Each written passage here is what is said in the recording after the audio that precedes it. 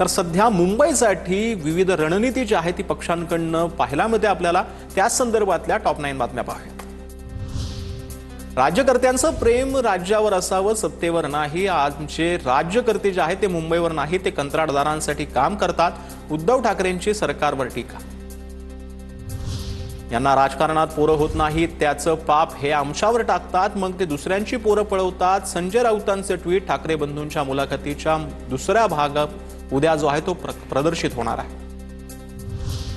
दक्षिणेकडील मतं मिळवण्यासाठी भाजपची नवी रणनीती। दक्षिण भारतातील बडे नेते आणि अभिनेते मुंबईत करणार प्रचार। मालाड, पश्चिम, धारावीमध्ये प्रचार करणार। स्थानिक दक्षिणात्य मतदारांशी भाजपा नेते संवाद साधणार।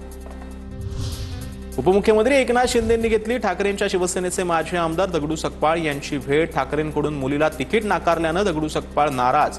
सकपाळांची प्रकृतीची विचारपूस करण्यासाठी भेट घेतल्याची माहिती। 15 वर्षात पक्षाकडे काही मागितलं नव्हतं, नाराज आहे। 72 झाल्यावर माणसाची गरज संपते। मुलीला उमेदवारी न दिल्याची खंत व्यक्त करताना दगडू सकपाळ भाऊक। मातोश्रीवर टीका करणार नाही, मात्र शिंदेंसोबत जाण्याच्या प्रश्नावर यावर आज बोलू शकणार नाही असंही केलं स्पष्ट।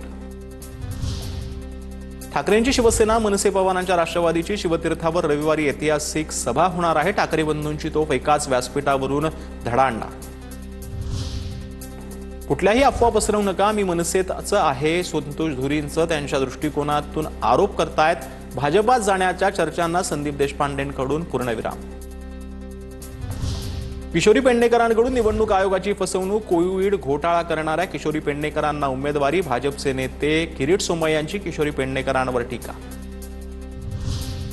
मनसेच्या उमेदवारांच्या मेळाव्याला ठाकरेंच्या आमदारांची अनुपस्थिती। शिवडी प्रभाग 205च्या उमेदवार सुप्रिया दळवी यांच्या मेळाव्याला शिवडीचे आमदार अजय चौधरी यांची अनुपस्थिती। शिवडी विधानसभेत मनसेला एकच जागा, तिथल्या उमेदवारांच्या मेळाव्याकडे ठाकरेंच्या शिवसेनेच्या आमदारानं पाठ फिरवल्यानं चर्चांना उधाण।